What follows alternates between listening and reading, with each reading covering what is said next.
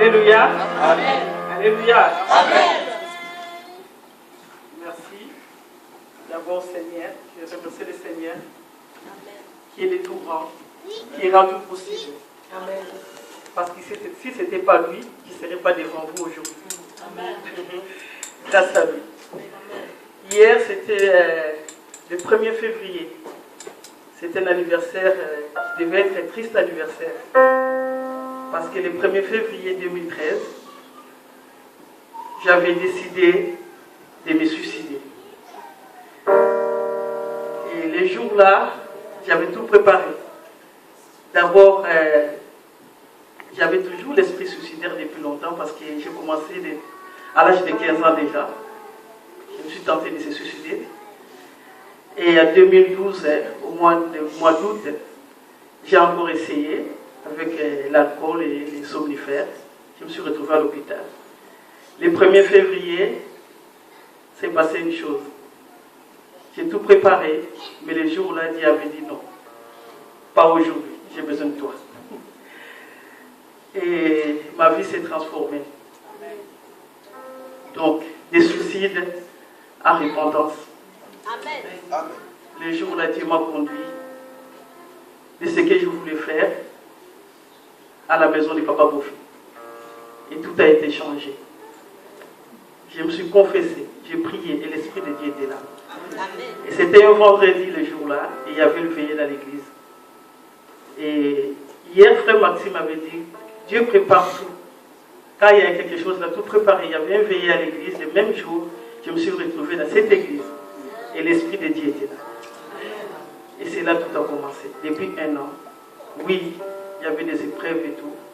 Mais ça fait 1 an que je suis dans le Seigneur.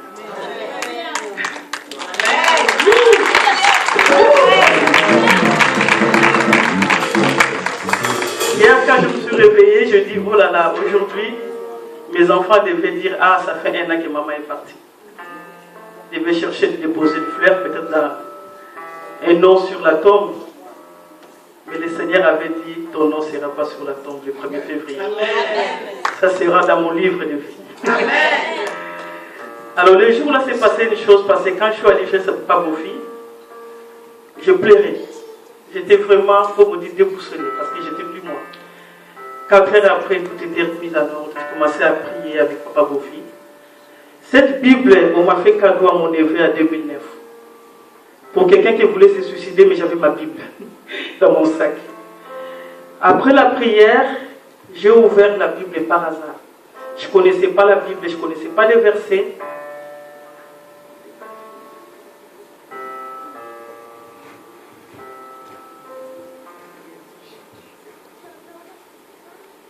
Quand j'ai ouvert la Bible, je suis tombé sur un verset, j'ai donné à Papa Bofi et il a marqué. Après le temps, dans mes prières, 2 ou 3 mois après, je commençais à me penser, mais j'avais tombé sur un verset, je ne sais pas c'est quoi. Je me demandais, et puis Papa Bofi un jour m'a appelé, il dit écoute, le verset Ésaïe 61 que tu avais trouvé l'autre jour, est-ce que tu connaissais ça? Moi, ah, c'était Ésaïe 61? Moi, je dis non, je ne connaissais pas ça. Et j'ai compris que c'était Ésaïe 61. Je vais lire parce que les jours-là, c'est vrai, Dieu sait faire le miracle. Il a fait. Donc, les versets que je suis tombé par hasard, c'était Ésaïe 61, les salis proclamés. L'Esprit du Seigneur, l'Éternel, est sur moi, car l'Éternel m'a envoyé pour porter de bonnes nouvelles aux malheureux.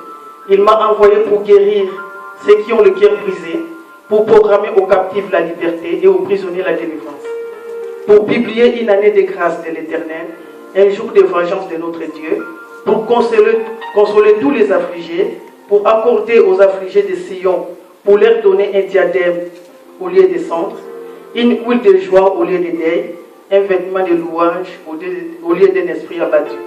Enfin, pour les appels des térébènes de la justice, une plantation de l'Éternel pour servir à sa gloire. Donc, vous pouvez lire tout à la fin. Et hier, j'ai lu ces versets, je me suis demandé, vraiment, les jours-là, l'Esprit du Seigneur était avec moi. Et pourquoi il ne voulait pas que je fasse ce que je voulais faire, pourquoi il m'a appelé. Donc, il y avait une mission pour moi. Donc, c'est ça. Il m'a planté pour servir à sa gloire. Alors, pour dire seulement que peu importe ce qui peut arriver, surtout vous qui êtes des gens dans le Seigneur. Moi, j'étais dans le monde, j'ai fait des choses, j'ai fait dans ma vie. Je suis arrivé à un moment, je me dis que ma vie ne valait plus rien. Le mois d'août, en 2012, quand j'ai pris les médicaments avec une bouteille de vin, j'avais presque à la mort. Mais j'ai appelé une copine pour dire les mots que j'ai dit à ma copine, le monde sera mieux sans moi. Mais Dieu a dit que le monde sera mieux avec moi. Alors, peu importe ce qui peut arriver, ça fait 1 an que je suis dans le Seigneur. Et ça fait 1 an que j'ai goûté la joie du Seigneur. Ça fait 1 an que j'ai passé des épreuves. Et les épreuves, là, quand j'étais dans le monde, je ne pouvais pas supporter. Mais avec le Seigneur, je supportais. Et ça fait 1 an qu'aujourd'hui, même mes enfants sont dans le Seigneur.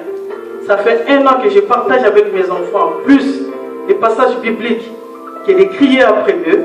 Ça fait 1 an qu'on a des conversations de mère. Très bonnes conversations avec mes enfants. Et je vais remercier tout le monde, surtout les pasteurs. Vous savez, vous êtes l'homme de Dieu. Je ne croyais pas aux pasteurs congolais, surtout africains. Mais je crois en vous. Vous êtes vraiment je crois à cette église. Si ce n'était pas l'église de Dieu, peut-être je ne ferais pas 1 an avec le Seigneur. Alors c'est ici que j'ai vraiment appris beaucoup de choses. À chaque fois que je discute avec vous, vous m'avez beaucoup conseillé. Et à chaque fois, je me suis remonté. Grâce à tes paroles, que Dieu vous bénisse. Que vous en encore plus.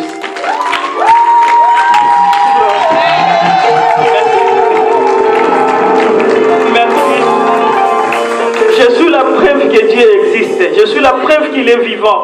Je suis la preuve qu'il peut changer ce que nous, on ne peut pas changer. Je suis la preuve que là où on s'arrête, lui, il continue. Il ne faut jamais dire jamais. Parce que Dieu nous aime. La vie est très précieuse. Je voulais ôter la vie. Dieu a dit non, pas aujourd'hui. Et ça fait 1 an. Alors, il est là. Il ne faut pas désespérer. La vie est très précieuse pour le Seigneur. Merci. Que Dieu vous bénisse. Amen.